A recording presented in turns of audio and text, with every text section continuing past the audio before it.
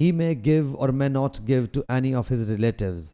The ground of it is that the Prophet ﷺ did not grant the royal fifth of Khaybar to all of Banu Muttalib or Banu Hashim. Hazrat Umar bin Abdul Aziz says, he has neither generalized it for all nor made it specific for the kings without considering their necessity. The one whom he has granted it must have complained his needs to him, or he must have to undergo a loss from his people or allies for supporting him.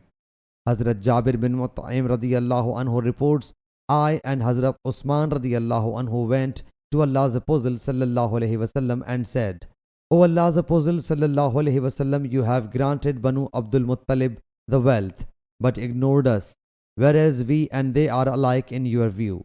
Allah's Apostle sallallahu alaihi wasallam said, undoubtedly Banu Muttalib and Banu Hashim are same.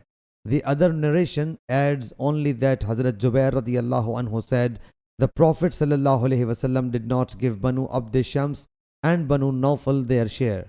Ibn Ishaq narrates, Abd Shams, Hashim and Muttalib were brothers by a same mother, and the name of their mother was Atika, the daughter of Morra, and Nawfal was their in half brother from their father's side.